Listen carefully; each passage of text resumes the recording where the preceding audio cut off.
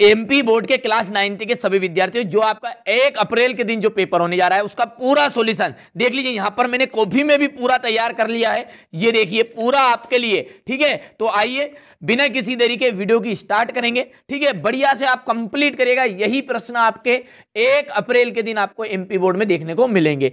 माखनलाल चतुर्वेदी के काव्य का जो मूल स्वर है वो क्या था?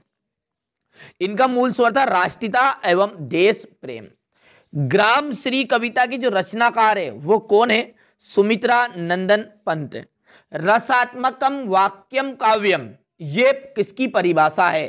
ठीक है, रसात्मक युक्त वाक्य काव्य होता है, ये परिभाषा किसने दी थी? तो आचार्य विश्वनाथ ने। आराम से समझा रहा हूं बढ़िया से, ताकि आपको याद भी रहे। ठीक है, घबराना नहीं। आप पहली बार चाहे 9th क्लास की परीक्षा दे रहे, मैं हर साल ही 9th क्लास पढ़ाता हूं। ठीक है, ऑफलाइन कोचिंग है, डरिएगा मत आप। ठीक है, यही प्रश्न आने वाले हैं। महादेवी वर्मा ने पुरस्कार में मिला चांदी का कटोरा, ठीक है, किसे दे दिया था? चलिए इसका आंसर देखते हैं।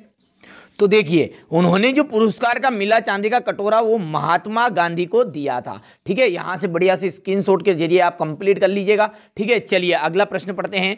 ठीक है, यहां से देखिए, उपसर्ग कहां प्रयुक्त होते हैं? सब जानते हैं उपसर्ग आ से आगे और आ से ही उपसर्ग मानिए, पा से पीछे, पा से प्रत्यय। जो पीछे प्रयुक्त होता है वो कहलाता प्रत्यय, और जो शब्द के पहले जुड़े उसे कहेंगे हम उपसर्ग। तो ये का ऑप्शन राइट रहेगा।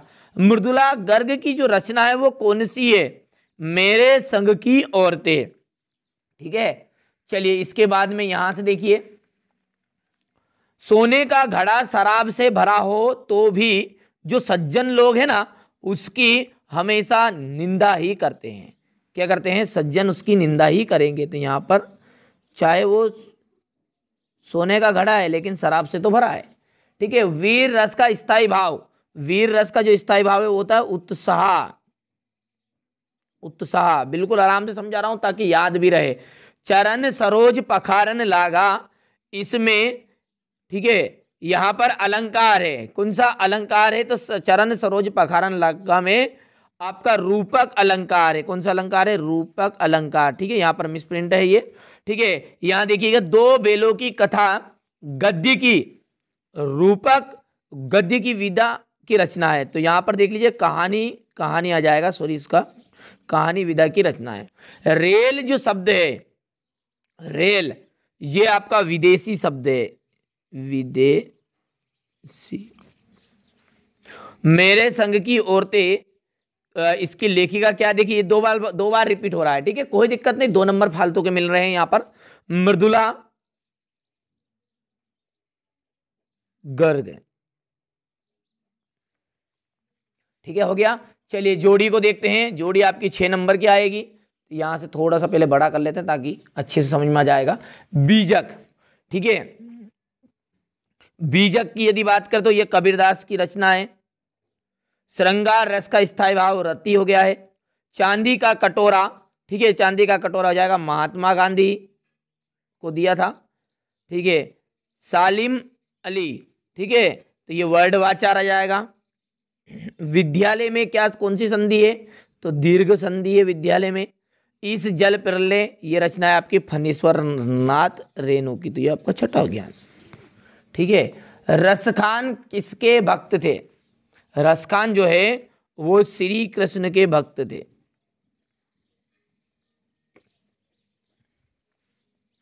स्थायी भाव को जगाने वाले, उद्दीपित करने वाले रस को क्या कहते हैं? ठीक है, तो स्थायी भाव जगाने वाले, ठीक है, भाव को क्या कहेंगे? उस रस को, उसे कहेंगे विभाव।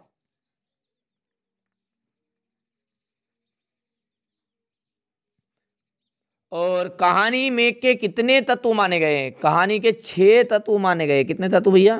6। मनोयोग का संधि विच्छेद करिए। ठीक है, इसमें विसर्ग संधि है और ये आ जाएगा मना धन योग। और कौन सी संधि कोई पूछे तो विसर्ग संधि बताना। ठीक है, अंधकार का तद्भव, ठीक है, सब जानते हैं अंधकार को क्या कहते हैं, दूसरा नाम इसका अंधेरा। जर्नल मिथेया का चित्र किसने मंगवाया था? लेखिका बहन रेणु ने। तो यहां पर लिख देते हैं लेखिका बहन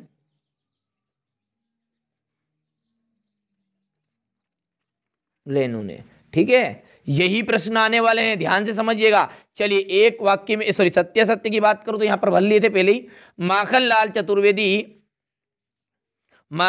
चतुर्वेदी को देश की आजादी के लिए जेल जाना पड़ा था, ठीक है, सत्य है। दोहा एक तरह का मात्रिक छंद है, सही बात है, इसमें मात्राओं की गणना होती है।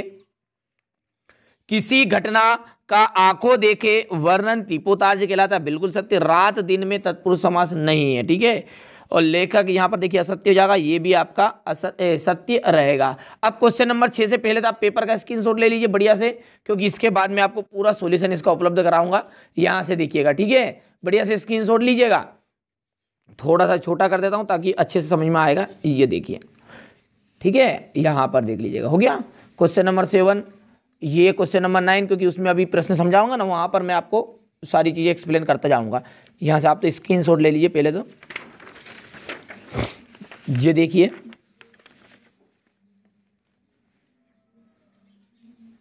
ये क्वेश्चन नंबर आपका 13 है, ये 14, ये यहाँ पर 16, 17 है, ठीक है। हिंदी मीडियम और इंग्लिश मीडियम वालों का सबका एक ही तरह का पेपर आने वाला है। जैसा कि आप सब जानते हैं कि जो 1 अप्रैल के दिन पेपर होगा वो आपके स्कूल से नहीं मिलेगा, ठीक है, आप ये समझिएगा, ठीक है। सभी का एक जैसा पेपर आने वाला है, जो पेपर मैं आपको यहाँ पर बता रहा हूँ, ठीक है। ये क्वेश्चन नंबर 20 है, क्वेश्चन नंबर 21,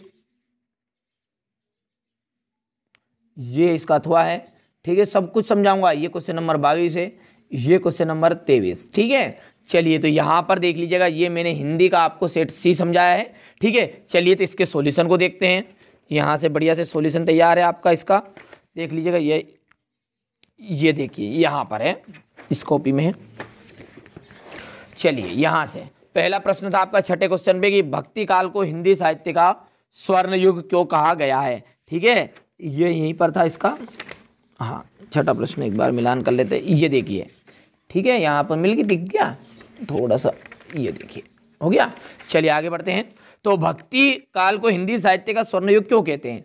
क्योंकि भक्ति काल में कबीर, तुलसीदास, सूरदास, मीराबाई आदि महान विभूतियों का आविर्भाव हुआ।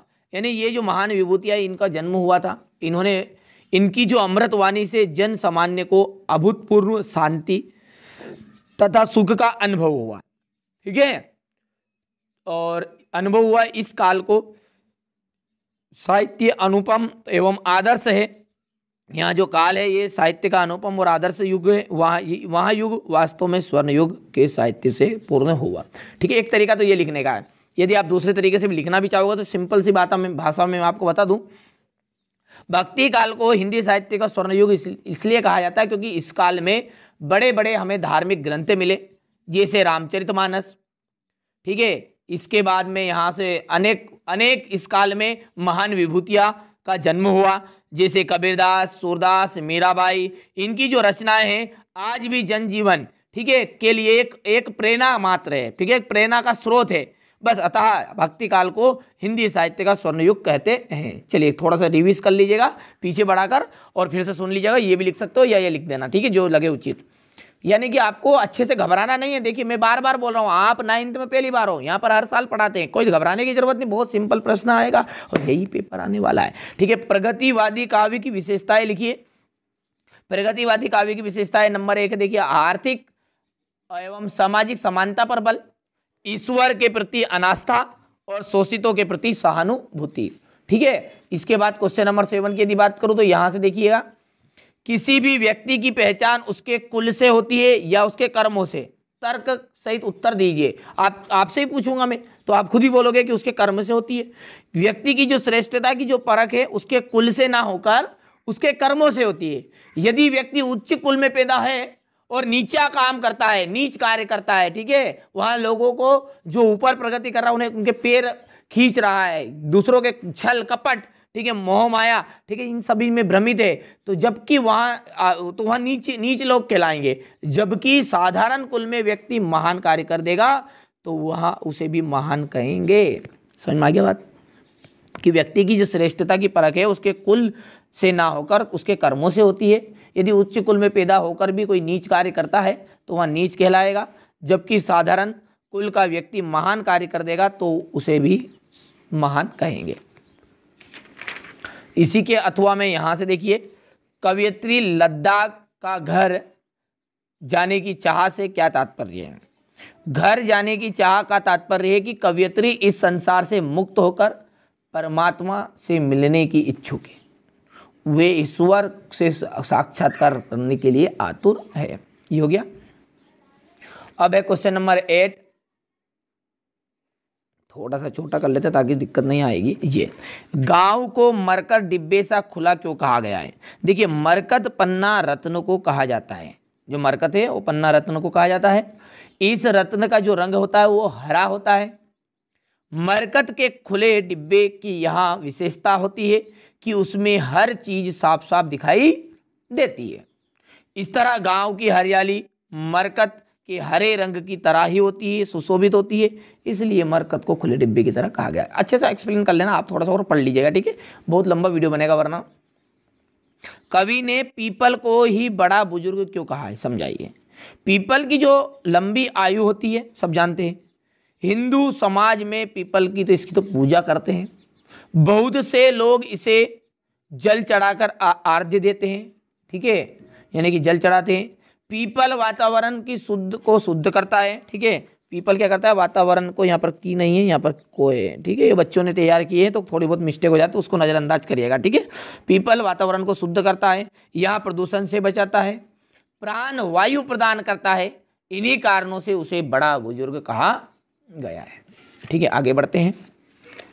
क्वेश्चन नंबर 9 में है सुमित्रा नंदन पंत की 2 रचनाएं, ठीक है, तो एक तो हो गई वीणा, दूसरा पल्लव, तीसरी हो जाएगी गुंजन, ठीक है भैया। कवि रसखान के कला पक्ष पर प्रकाश डालिए, तो यहाँ पर आपको केवल कला पक्ष ही लिखना है, ठीक है, पूरा कवि परिचय लिखने की जरूरत नहीं है, ठीक है। कवि रसखान का कला पक्ष देखिए, रसखान ने अपनी कविताओं में ब्रजभाषा के प्रौढ़ एवं परिष्कृत स्वरूप का प्रयोग किया है। किसका किया है? प्रौढ़ एवं परिष्कृत स्वरूप का प्रयोग किया है। उनकी जो भाषा में सहजता, सरलता एवं प्रवाह विद्यमान है। हो गया इतना। अब क्वेश्चन नंबर 10 की यदि बात करूं तो काव्य की परिभाषा लिखिए तथा उसके भेद बताइए। काव्य की परिभाषा देखिए, काव्य जो है हमारे भावों, विचारों, शाब्दिक अभिव्यक्ति है जो आनंद की अनुभूति कराने वाले होने के कारण संरचनीय होता है, ठीक है। अब ये यहाँ पर जो है काव्य की परिभाषा, ये आप एक तरह की गलत मत मानिए, ठीक है, ये बच्चों ने कुंजी में से लिख दी, आपको सिंपल सी है, ठीक है। काव्य वास्तव में क्या है? ऐसा, ठीक है, ऐसा अनुभूति जिसके कारण हम हमारे भावों और विचारों, ठीक है, ऐसी अनुभूति जिसके कारण हम हमारे भावों और विचारों को प्रस्तुत करते हैं, ठीक है, उसे काव्य कहते हैं। ये आप लिख लेना, ठीक है। काव्य के 2 प्रकार के होते हैं, ठीक है, तो काव्य 2 प्रकार के होंगे, प्रबंध काव्य और दृश्य काव्य। समझ में आ गया बात? नहीं, चलिए, रूपक अलंकार की परिभाषा उदाहरण सहित देना है, ठीक है। रूपक का मतलब क्या होता है? जिसमें उपमेय में उपमान का आरोप होता है। जहाँ काव्य में जहाँ उपमेय में उपमान का आरोप हो वहाँ रूपक अलंकार होता है। चरण सरोज पखारन लागा, ये रूपक अलंकार का उदाहरण आप लिख दीजिएगा। वीर रस की परिभाषा सब जानते हैं, ठीक है, ये परिभाषा बच्चों ने लिखी, आप सिंपल परिभाषा में बता रहा हूँ आपको, वीर रस की वो लिखिएगा, ठीक है।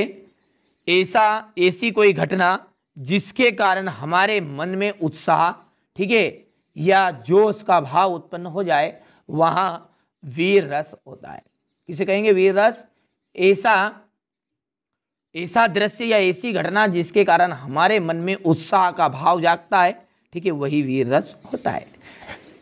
चढ़ चेतक पर तलवार उठा करता था भूतल पानी को, अरे राणा प्रताप सिर काट काट करता था सफल जवानी को, ठीक है। ये आपका क्या वीर रस का उदाहरण है, ठीक है। इसके बाद में आप और भी लिख सकते हैं, जैसे आपको सबको पता ही होगा, अरे बुंदेले हर बोले के मुख से हमने सुनी कहानी थी, खूब लड़ी मर्दानी वो तो झांसी वाली रानी थी, ठीक है, ये हो गया।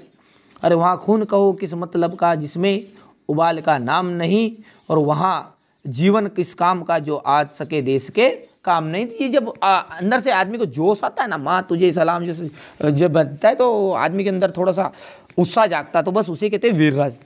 उत्प्रेक्षा अलंकार की परिभाषा लिखी है, केवल परिभाषा पूछी यहाँ पर। उत्प्रेक्षा अलंकार, काव्य में जहां उपमेय में उपमान की संभावना व्यक्त की जाती है, जहां उपमेय में किसकी संभावना व्यक्त की जाती है, उपमान की संभावना व्यक्त की जाती है, वहां उत्प्रेक्षा अलंकार होता है। ठीक है, लिख लिया। उपन्यास किसे कहते हैं, दो उपन्यासकारों के नाम बताइए। ठीक है, उपन्यास, उपन्यास कथा का वहां रूप है जिसमें जीवन का विशद चित्रण होता है। क्या होता है, जिसमें जीवन का विशद चित्रण होता है। पात्रों के जीवन का की विस्तृत झांकी प्रस्तुत उपन्यासकार मानव चित्रण को व्यक्त करता है। देखिए ये, देखिए आप थोड़ा सा समझिएगा बातों को कि ये बच्चों ने नोट्स बनाए हैं, तो इन्होंने जहाँ से मिले, किसी ने गूगल से सर्च कर मारा, किसी ने कहाँ से, वो करके लिख दिए। पर मैं सिंपल सी लैंग्वेज आपको बता रहा हूँ उपन्यास की परिभाषा की।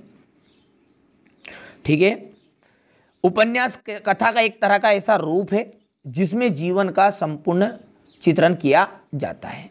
ठीक है, ये ऐसी कथा जिसमें संपूर्ण जीवन का चित्रण किया जाए उसे उपन्यास कहते हैं। यदि एक ही शब्द की बात करूं तो इतना सा लिख दीजिएगा, ऐसी कथा जिसमें संपूर्ण जीवन का चित्रण किया जाता है। ठीक है, बस उसे ही कहते हैं उपन्यास। मैं बोल भी रहा हूं, परिभाषा लिख लीजिएगा। ठीक है, यहां पर उपन्यासों के नाम है उपन्यासकारों के, प्रेमचंद हो गया और जयशंकर प्रसाद। अब आगे है आपका संशय स्मरण किसे कहते हैं। ठीक है, संशय स्मरण में लेखक अपने अनुभव की वस्तु, व्यक्ति अथवा घटना का कलात्मक विवरण अपनी स्मृतियों के आधार पर प्रस्तुत करता है। कर लोगे इतना। चलिए क्वेश्चन नंबर 13 को यहाँ से देखिए, तो क्वेश्चन आंसर है, आप पढ़ लीजिएगा अब। ठीक है, यहाँ से देख लीजिएगा। ठीक है भैया, थोड़ा सा पूरा नहीं समझ पाऊंगा, आप भी समझदार है तो लंबा वीडियो बनेगा बहुत ज़्यादा। ठीक है, यहाँ पर प्रश्न का स्क्रीनशॉट ले लिया, बढ़िया से लीजिए, सारे प्रश्न भी लिखवाए मैंने पूरे आपके लिए। ठीक है, ताकि आपको, देखिए बहुत सारे बच्चों के पास नोट्स ही नहीं है 9th क्लास में, तो घबराइएगा मत, मैं आपके साथ हूँ। ठीक है, 10th में पूरी मदद करूँगा, एकदम फ्री नोट्स मिलेंगे सारे। ठीक है, घबराइएगा मत, फिर बार बार बोल रहा हूँ, 9th तो वैसे ही पास हो गए आप, और 10th की जवाबदारी मेरी पूरी रहेगी, सब कुछ बता रहूँगा। ठीक है, महादेवी वर्मा की भाषा शैली की विशेषताएं लिखिए। भाषा आप पढ़िए लीजिएगा, ये शैली इनकी शैली निम्न शैली है, यहाँ से देख लीजिएगा। प्रेमचंद की दो रचनाएं बतानी, कफन है और शतरंज के खिलाड़ी। उपसर्ग और प्रत्यय में अंतर बताने, सब जानते हैं। उपसर्ग में वे शब्दांश जो किसी शब्द के पूर्व जोड़ दिए जाते हैं वो उपसर्ग कहलाते हैं। वे शब्दांश जो किसी शब्द के अंत में जोड़े जाते हैं उन्हें प्रत्यय कहते हैं। ये नए शब्द का निर्माण करता है और इसके शब्द में कोई परिवर्तन नहीं होता है। इसके बाद में यहाँ पर विलोम शब्द आए थे, हैं आपके पेपर में। घना का विरल आ जाएगा, सुबोध का आ जाएगा दुर्बोध। ठीक है, सौभाग्य का जाएगा दुर्भाग्य, संकल्प का जाएगा विकल्प। ठीक है, कंप्लीट कर लेना, फिर बोल रहा हूँ बार बार, यही प्रश्न आ रहे भैया। ये क्वेश्चन नंबर 17 है आपका,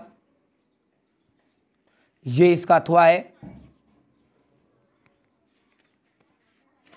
ठीक है, अब क्वेश्चन नंबर 18 से देख लीजिएगा। यहां से देखिए क्वेश्चन नंबर जो 18 है उसमें क्या दिया गया है, ये संदर्भ प्रसंग व्याख्या दी गई है। यहां से देखिए, चलिए इसको अब अच्छे समझते हैं। चलिए इसके बाद में ये क्वेश्चन नंबर आपका 18 देखिए, यहाँ पर ये संदर्भ प्रसंग व्याख्या यहाँ से लिख लीजिएगा। ठीक है, अब इसी के जो अथवा वाला प्रश्न है वो यहाँ का है। ठीक है, क्या है प्रश्न है, वो है आई सीधी राह से। ठीक है, ये आपका 18वां क्वेश्चन है और ये अथवा है। ठीक है, ये सी मैंने यहाँ पर लिख भी दिया है। ठीक है, सी सेट का है। चलिए घबराइएगा मत, बिल्कुल चिंता नहीं करनी है। इसके बाद जो क्वेश्चन नंबर 19 है वो है, यहाँ पर देख लीजिए मैंने पेज नंबर लिख रखे हैं पहले से ही। यहाँ से देखिए क्या है, बहुत दिनों के साथ। ठीक है, तो बहुत दिनों के साथ पेज नंबर है ये 74 में। ये देखिए, ये यहाँ से हो गया है। ठीक है, इसके बाद में ये सी वाला है और ये क्वेश्चन नंबर 19।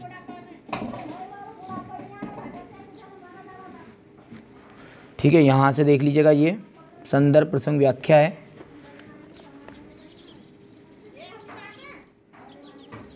ठीक है, हो गया इतना। चलिए क्वेश्चन नंबर जो 19 का अथवा है वो है आपका,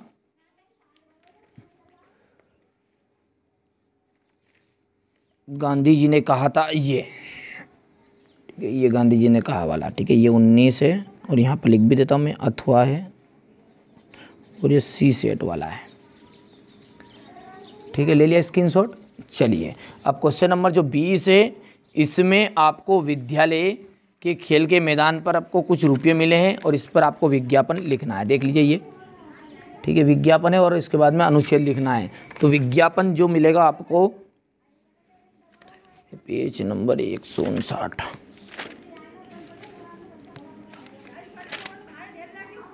ठीक है, यहाँ से देखिएगा।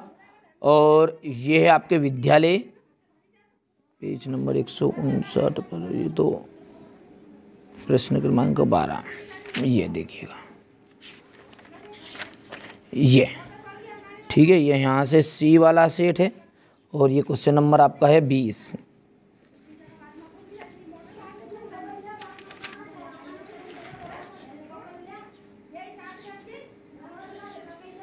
चलिए यहाँ से देखिए,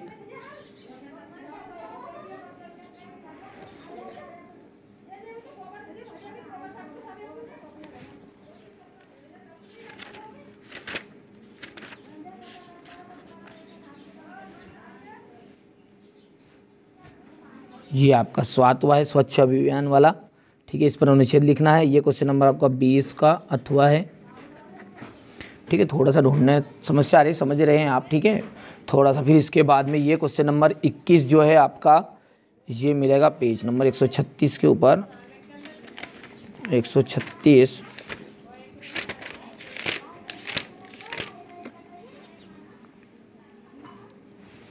नंबर 136, जब धर्म, ये कौन सा प्रश्न है, दूसरा। ये यहाँ से देखिए, ये आपका क्वेश्चन नंबर 21 है, ये हो गया। ये यहाँ से इसका उत्तर देख लेना, ये उपयुक्त गद्यांश का सारांश है, ये सब है, ठीक है। चलिए इसी का अथवा, जो 21 का अथवा है, वो पेज नंबर 141 के ऊपर मिलेगा आपको। और प्रश्न क्रमांक 6, नंबर 141 पे, ये काव्यांश 6, ये नर हो तो निराश करो मन को, कुछ काम करो, कुछ काम करो, ठीक है। यहाँ से देख लीजिएगा, ये आपका कितना, ये सारी चीज़ें मैं समझाऊंगा अगले वीडियो में, ठीक है। एक सेपरेट वीडियो बना दूंगा, ये बड़े बड़े जो प्रश्न है ना, 4-4 नंबर वाले, 3-3 नंबर वाले, इनका सेपरेट वीडियो सेपरेट अलग समझा दूंगा, ठीक है। तो ये कौन सा है आपका 21वां का अथवा है और ये सेट सी है। चलिए इसके बाद में अपने प्रथम श्रेणी पर उत्तीर्ण होने पर अपने मित्र को बधाई पत्र देना है। और ये यहाँ से है, ये क्वेश्चन नंबर 2 है, ये आपका सॉरी यहाँ पर 22वां प्रश्न है और ये आपका सेट सी का है, हो गया। और इसके बाद में यहाँ पर है जो अगला है, वो है आपका पेज नंबर 146 पर।